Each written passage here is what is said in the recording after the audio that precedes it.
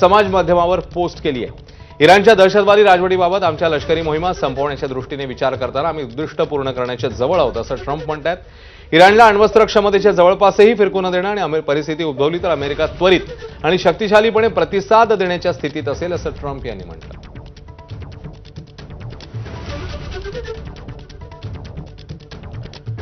दरम्यान इराणमध्ये सैन्य पाठवण्याचा कोणताही विचार नाही असं अमेरिकेने स्पष्ट केलंय। अध्यक्षांचं निवासस्थान असलेल्या व्हाईट हाऊसच्या उच्चाधिकाऱ्यांनी हे स्पष्ट केलं।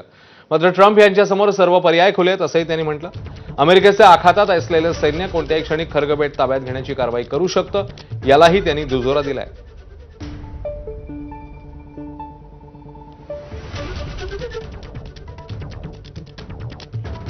अमेरिकेचे अध्यक्ष डोनाल्ड ट्रम्प यांनी नाटो परिषदेतल्या सहयोगी देशांवर संताप व्यक्त केलाय। नाटो देश भ्याड आहेत अशी आगपाखड त्यांनी केली।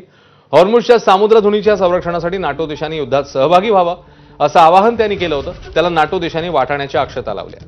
यावरून ट्रम्प यांचा तिळपापड झालाय। अमेरिकेविना नाटो संघटना कागदी वाघ आहेत असं त्यांनी म्हटलं। नाटो देशांनी सध्याचं त्यांचं वागणं अमेरिका लक्षात ठेवेल असंही त्यांनी म्हटलं।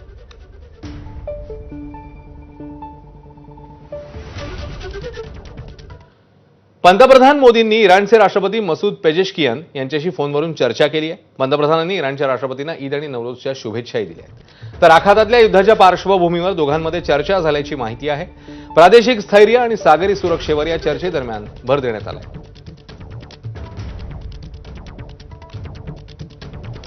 अमेरिकेवर इराणवरचे तेल निर्बंध हटवण्याची नामुष्की ओढवली। 11 एप्रिलपर्यंत इराणचं तेल खरेदी करण्यासाठी देशांना मुभा देण्यात आली आहे। इराणकडे 140 दशलक्ष बॅरल तेल उपलब्ध होणार आहे। आता 19 एप्रिलपर्यंत तेल खरेदीसाठी मुभा दिल्यानं तेलाचा पुरवठा सुरळीत होणार आहे। तर रशियावरचे तेल निर्बंध देखील गेल्याच आठवड्यात मागे घेण्याची नामुष्की ही ओढवलेली आहे।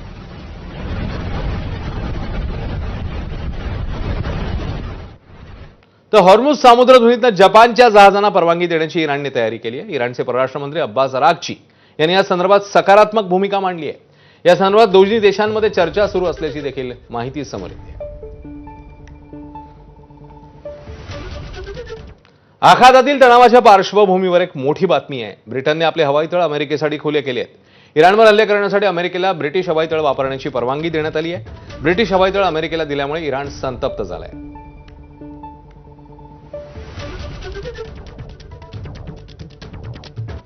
सोन्या चांदीच्या दरामध्ये घसरण सुरूच आहे। गेल्या 24 तासात सोन्या चांदीच्या दरात 4000 रुपयांची तर चांदीच्या दरात